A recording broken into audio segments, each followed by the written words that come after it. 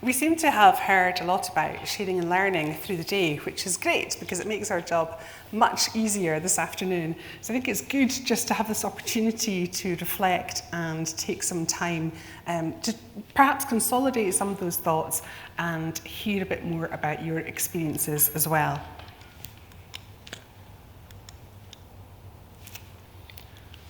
Afternoon, folks. I'm Pete Baker. Obviously, you can tell because that's Fiona. What do we already know? So we know sharing and learning is good, but how good are we? It helps identify weak signals, helps us manage risk and understand potential failures that we may have. In the process, sleep safety leadership and workforce surveys have both shown that in general we're not really good at it, or that there is the perception that we're not good at it. So for instance, today and yesterday are massive events for sharing and learning. So, next. Fiona's got to do Kim's game in a second, but just to round that bit off there, we've got a few questions on how you do it, what's good, what's bad, what's indifferent, and then I'll do an overview of how we do it at TACA. We're not perfect, nobody's perfect, but just to give you a bit of insight in some of the mechanisms that we've brought in over the last 8-9 years to try and make it better and easier for everybody to share and learn. So, Kim's game. Okay, so this is just a wee exercise. It's not scientific, it's not very serious, but hopefully by the end of it, unless you all have fantastic memories, we'll get across the point that when we just inform somebody, when we tell people something, then they might retain a little bit, but not necessarily everything. So we'll ask you again towards the end of the presentation a bit more about this picture, but for now, if you just study very closely what you see on the screen. I was sitting behind one of the pillars earlier and it was really hard to see the whole screen, so if you need to move then just shugle about or stand up if you want. And no cheating and writing down what you see, all right? It's a memory test. I was allowing photographs. Integrity. So it's been on the screen a wee while, I'll just leave it another 5 seconds.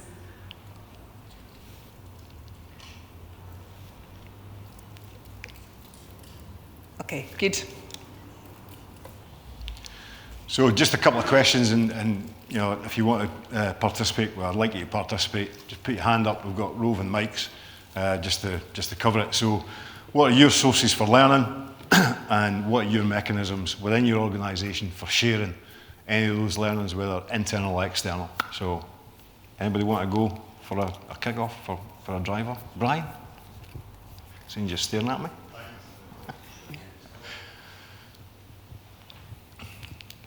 But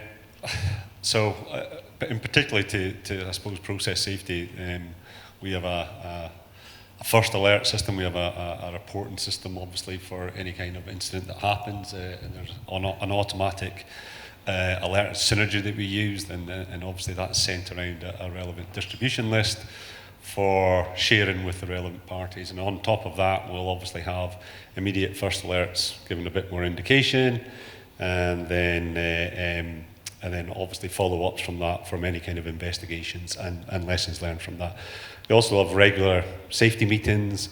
We have lessons learned databases, which I'll be honest, not particularly well used. I think we're as guilty as any other company that whilst we have a database, the actual usage of it and actually knowledge of it within the company isn't as well used and well known as it should be. So much and such, I would say, probably around the room where we've got lots and lots of sources for learning and mechanisms for sharing that, but very much could be improved.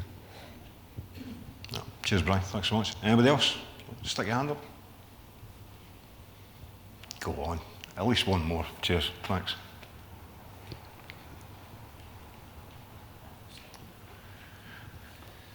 Hi. Oh, is it working? Yeah.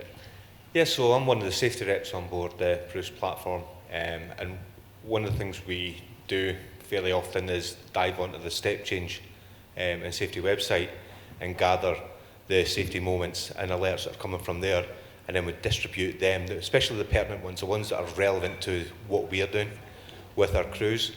we've got some digital notice boards and things like that, so we'll input it in there, so they're running through. It's quite good that they change quite often, so it's again trying to keep it relevant. We're not maybe the best at sharing, though, I don't think. Externally, yeah. You know, incidents that happen on board our platform, we're brilliant at sharing it with our crew and all the rest of it. What goes out, I say I'm not 100% sure what we're distributing. I understand why some of it doesn't get shared, and I don't know if there's a way we can improve on that. So whether it's making incident alerts and so on, maybe a bit more anonymous for platforms and so on, to encourage people to share so that others can learn from them. But yeah. Well, I mean, that in particular, I mean, certainly I've over the years I've shared stuff with Step Change, and one of the things that Step Change will do for any organisation, because we know the hurdles straight away: legal and comms. So obviously your conversation with legal and comms is, it will be completely anonymous. It won't be a photograph of, I'll use my assets, right? So it won't be a photograph of a lifting operation gone wrong on the Cormorant Alpha. Step Change will give you a generic photograph, or a generic platform photograph. Hopefully another company doesn't think that's my platform, right? Well, we've got quite a few that are now decommissioned, so maybe using them's not too bad. We can use that as stock. But certainly, you know, anything that goes in. So we had quite a serious incident on one of our platforms within TACA, but I knew its actual sister build was Repsol Sinopec, one of their platforms, and exact same build, exact same design, and potentially the exact same failure. So as much as our investigation was ongoing, because still had friends in there, got in touch with them informally to say, look, you maybe want to go and have a look at this. But certainly anything that comes into Step Change, probably the wrong word to use is sanitise it, and it becomes anonymous. And only the people that are involved will actually realise what it is. So that's just for everybody in the room. Certainly working with Gillian, working with Emma, etc., we can do that dead easy. And because I know that the online side of it seems a bit, certainly for me, a bit clunky, but with having that direct contact, you can get it done easier. Spot on. Okay. Anybody else? Anybody got any sort of over? I think all the systems and processes that are in place are as brilliant as they are. They take time. The best form of communication is you referred to it yourself, is it's just human, people to people, you know, word of mouth. You know, these things can happen, and maybe the best way is just to literally speak to somebody, WhatsApp them. You might have a friend on another platform, you know, could be placed in a similar situation, and the reality is a lot of the time it can just be as simple as that, you know. From a place of care, you just WhatsApp them and say, this could happen. Yeah, I mean, and back to Brian's point earlier on, whatever tool or recording tool that you got for your incidents, you know, 99% of them have all got that, bang, out it goes. But a lesson learned for us internally in TACA is you'll know yourself that sometimes there's very immediate answers to what's actually gone wrong. So what our OIMs now do is when they put out the first alert on any incident, say it's 9 times out of 10 it's a personal injury, any immediate causes, they'll say go and check this or go and check that, or the guys hadn't used a trolley checklist. You know, someone's maybe banged a hand, moving some machinery around on the asset. So it's just taking that wee bit of time in addition to what you would normally do to get as much information out there as possible. And then obviously, yeah, as you come down further down the line, etc., and your actual bona fide safety alert internally. But again, it's all about, 9 times out of 10 we're really good internally. I always remember someone saying years ago at a Step Change event, we haven't found any new ways of causing injury within the industry. There's no new fantastic way to do it. It's there, you know, it's time honoured and time used. So, but yeah, and if everybody was here from Michael earlier on, it's that storytelling. So if you can always encourage people to tell the story, a bit like today, a bit like the vox pops going around the room. If your company, back again to your comms and your legal, if the guy or girl that's been involved in it is quite happy to talk about it, that's ideal. A 5-minute or a 3-minute clip of that person talking about the experience for your safety meetings, ideal. We're my company's certainly doing a lot of work in that at the moment as well. Right, do you want to go to the next slide? Okay. Unless anybody's got any questions. No? Nothing yet? So, a myriad, there you go, there's a nice word, of where we can get learnings from, pull them out. The big thing is experience, and as our industry's going like that, how much experience is going out the door, unfortunately. And we certainly touched the point yesterday during the ESR event, and you probably touched on it today, but it's as Brian, sorry Brian, I'm using you as a case study, as Brian says, everybody's probably got a safety alert database in your company, or you've got a learning from incidents, whatever you want to call it, but it's how well known is it, how well used is it, how easy is it to find and access. So I'm going to use me as an example again. We use Procient, or Sfera Procient, the old ISSOW upgrade, and within that system you can actually link to various other databases that you've got and to the internet. So if you're inclined to link to marine safety, the MSA's website, great, but we put it straight to our LFI database because we've done a whole load of work the last 2 years actually tagging stuff, so it made it easier for the guys and girls, if they so choose to, because it's the old saying, you can take a horse to water but a pencil must be lead, that unless they're actually accessing it, the information is just sitting there, gathering dust or gathering megabytes or whatever. So it's communicating that those sources of learning are there. Stuff that comes out from your audits. Yourself, at the time, being audited, you feel like you're getting beaten around the head, but there's a lot of good information always comes out of that.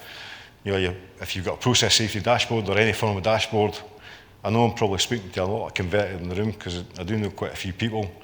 Safety meetings is about transmission, it's about communication, but how many of us actually have taken the time for, however you run your safety meetings, given those people who are standing up in front of their groups or their teams facilitation skills? It's only a day, but it usually helps people get up and talk. I've never done it, I don't know why. Even maintenance records. Good history in your Maximo or your SAP allows the guys to pick up lessons that have been learned during a work order or a completion. Back to Bob, safety committees. That range of experience that's on the safety committee, talking about alerts, talking about events, and that was one of the things that we wanted to convey yesterday to the safety reps is, it's all fine and well coming here, but if you don't go back and share it with your constituents or share it with your teams, it's only the people in the room that know and understand and have learned something. So, and I'll go back to Mike and BW. It's fantastic stuff that they're doing with learning from their incidents.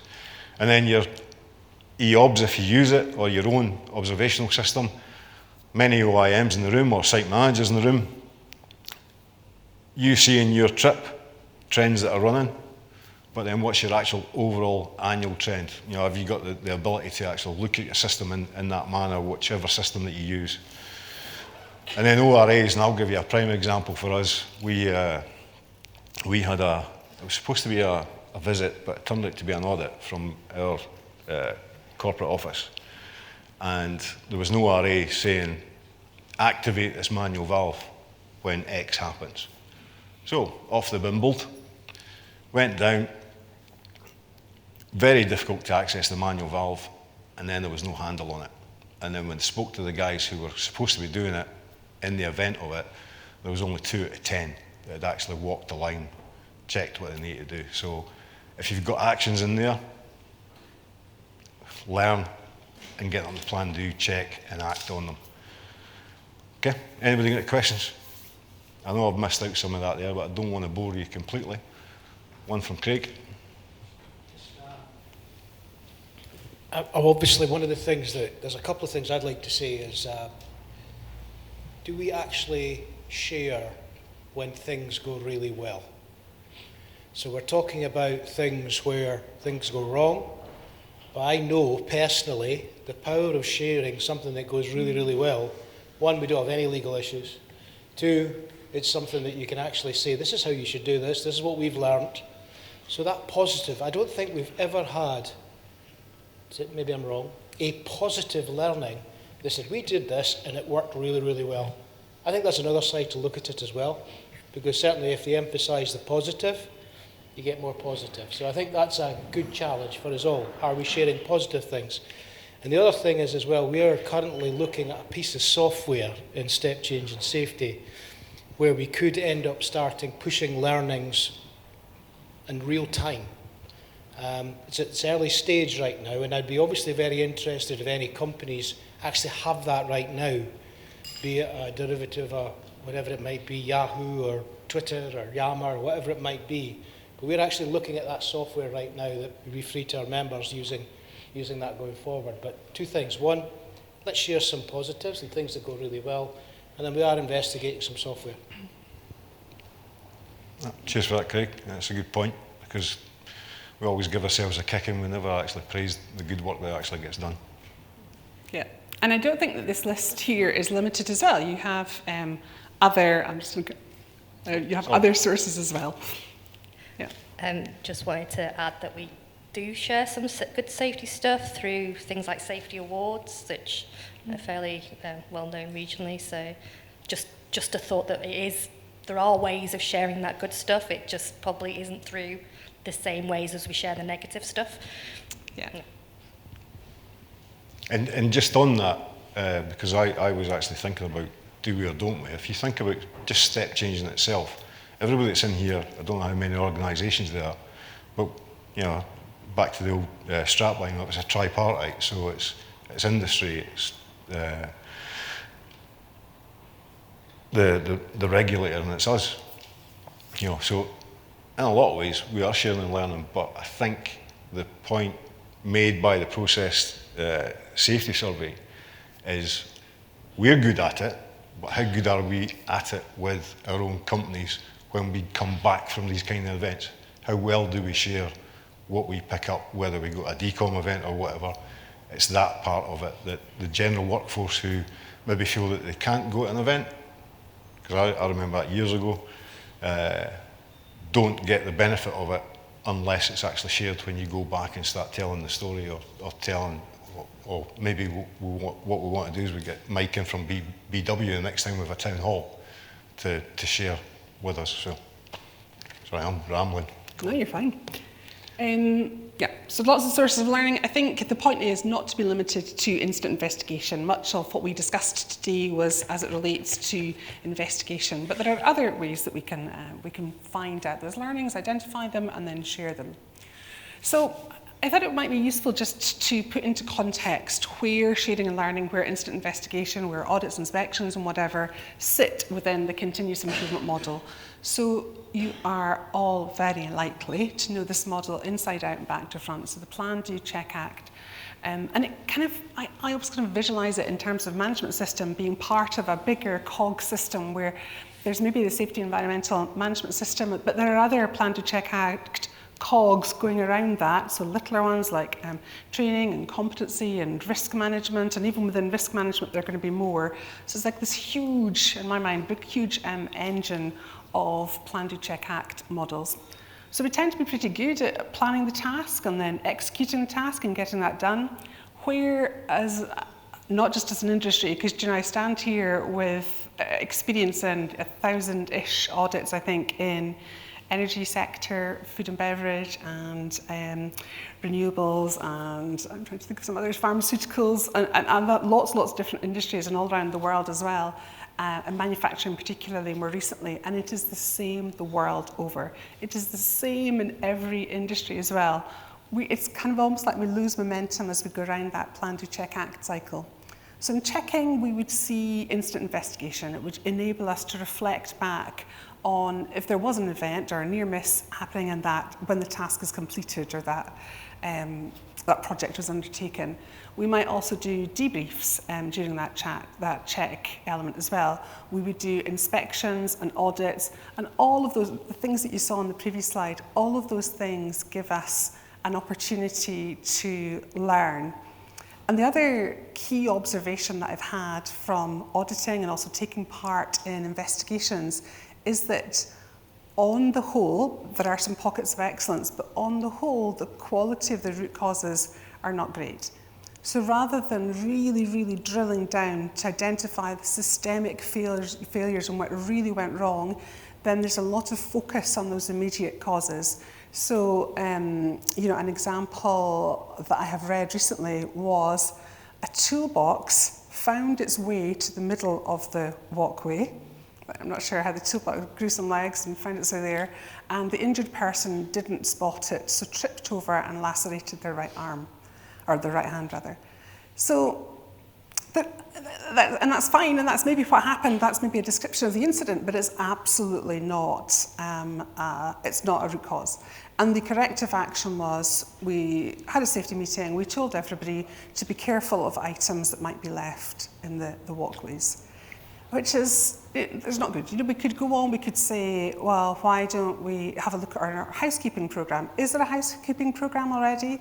Is that standard already met? Probably 10 people already walked past that toolbox and they didn't pick it up, so why not? What is the culture in at that site or in that organisation saying if it's tolerating those kind of mistakes, if people aren't noticing them or are not motivated to correct them? So there's a lot more that we can do there. The other thing I think about Plan, Do, Check, Act is the Act bit, it's almost like we're losing momentum again, and lots of effort seems to go into the auditing and the investigations, but then we have this bunch, even if they are great quality actions and they really truly address the systemic failures, then sometimes they just don't happen. They might go into a spreadsheet and be followed up, possibly. They might go into an action tracking system, but unless there's a really good mechanism for following up, making sure that those actions have actually been completed and communicated back to the originator, then there's still a weakness there. And when we don't complete those actions, then that represents a risk. So the risk that was present during the do phase, when there was an event perhaps, when something was identified during an audit, that risk remains if we don't follow up in that act section. And then we fail to achieve that continuous improvement cycle. And I think just in general, the thing that's frustrating perhaps about sharing and learning is we know all of this, and incidents are happening with the same root causes time and time again. So the 25th anniversary of Piper Alpha, Step Change in Safety, looked again at the investigation report and identified these 7 C's. And then we found, when we looked at other events, that at least one of these other 7 C's pertained to those events as well. So at least these 7 are common across the incidents that we're seeing. If you want to know more about, so this is an insight into the FitzGerald household. On a Saturday night, so we're 50 now, so we don't go out, we watch sometimes Air Crash Investigator. So my husband is a mechanical engineer, so he's looking at the mechanical failures, and I'm looking at the human factors and processes. It's riveting stuff. And I think there's maybe even a whole channel in Sky dedicated to air crash investigators. There's a lot on TV about that. But spoiler alert, all the causes are the same, pretty much. So it's almost repetitive. The story and how you get there is different, but the outcome is the same. It's like watching an episode of Coronation Street. Very, very, very repetitive. And we can learn from that. So this, as you know, is the hierarchy of control, and there's nothing new here, but we sometimes overlook this section here, the admin controls bit, and I just wanted to think about that a little bit more. And maybe there's a case for creating a hierarchy of controls for those admin controls. So we understand that admin controls means training and competence and procedures and system updates, but are any of those better than the others? So I was having a think about this, and came up with this alternative, or not really alternative, but complementary hierarchy of control, where we have inform at the bottom, and comms is really important, it's really fundamental, and we need to get an awareness out there, and that's kind of underpins everything. But saying to somebody, Pete, I told you not to fall off that ladder, it's not good enough. You're not going to fall off the ladder because I told you not to. So we need to do a wee bit more than that. And the same as PPE. You know, you're not going to find a welder who's going to weld something without wearing an apron and the mask, the visor, and whatever. So we've got inform, and then so if we work upwards, then updating the procedures. The procedures, I'm having a look around the room, and I know that many of you are in the original hard copy days when everything was printed out and we had manuals of procedures, and they were enormous. And it's a lot to learn. So with a procedure, you need to know that it's there, you need to know what it says, you need to know that it's been updated, you need to know that that's the procedure that applies to your task right now, and then you need to be able to apply it correctly. So there's a lot there. And you don't get me wrong, I've made an entire career out of management systems, so I'm in big support of management systems, but I think that there are other things that we can do to support them as well. But they're definitely there to help us to support and drive through consistency. And if our lessons that we've identified, those learning points, can be built into the procedures, then there's strength in that. And then we move up to training and competency. There's no point in people just learning in the same way without actually updating that competency system, those training programs as well. So if we update the competence system, that means that people are being checked on that new way of working.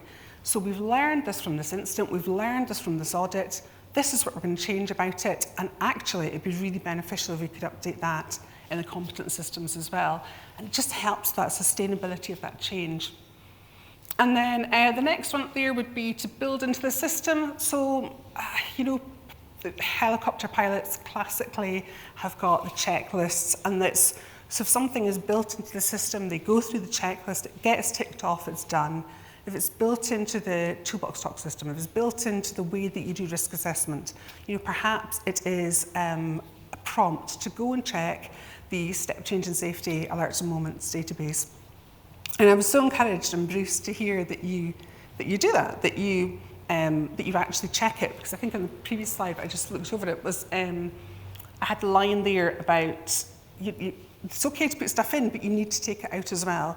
So if we don't take out that good information from the alerts and moments database, then the risk remains. There's no point in spending all that effort and anonymising it and putting it in if we're not going to be able to take it out.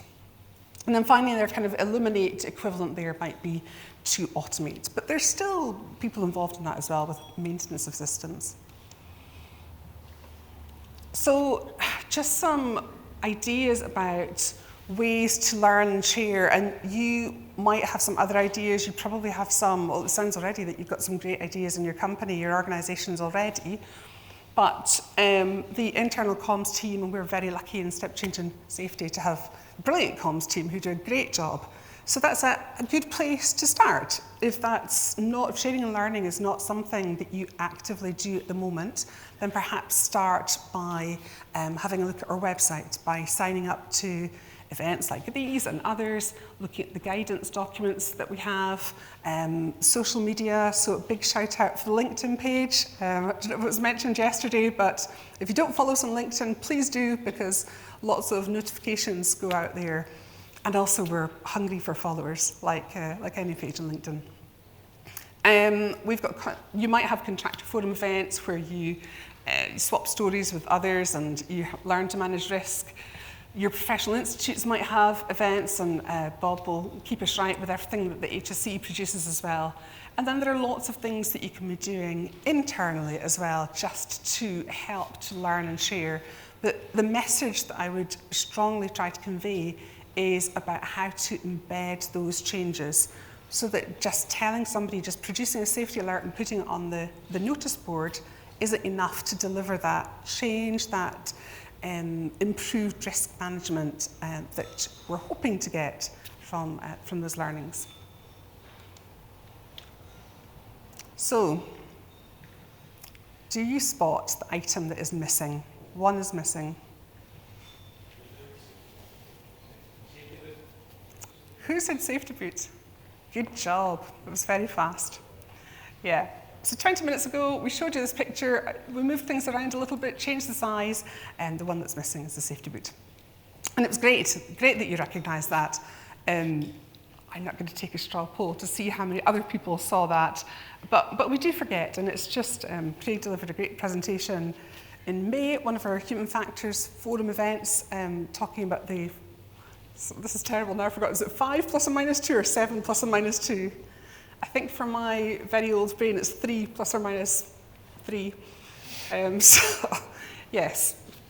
So, because we've only got a limited capacity, and not just us, we all have a limited capacity in what we can retain. So the less we have to remember, and the more that we can embed that into the system, then the better. You were going to I'll do this bit. Your case study. No, it's all right. I've spoke about that during this anyway. So key takeaways, as you know, sharing and learning. When it's done good, it's fantastic. When I might as well got some pom-poms to say about step change, but the 7 C's campaign, when that came out, absolute 100% positive feedback from all the assets that I was looking after at the time. And then whenever you spoke to someone who was in the industry, they'd seen it and they shared it, and they really enjoyed it, and it probably went far and wide throughout the globe in our industry, and probably went to other industries as well. What goes in must come out. That's a definite. There's no point in us doing all the work and sharing, but not actually dragging out and using it and helping each other to learn. You've got to follow up on the on actions to mitigate against the risk, change it, reduce it, and good comms is essential. So as I say, one of the things that I'm currently doing with our managers and supervisors offshore is anybody who's never done facilitation skills, getting them through it to lift their game up and help and support them to do it, because some people just hate standing up in front and talking to people. But as I say, the best thing you can do is if you've got anything recent, anything old that you feel would be well worth sharing, as I say, get in touch with us at Step Change and the sharing and learning group as well. Everybody's always looking for material, and that'd be fantastic.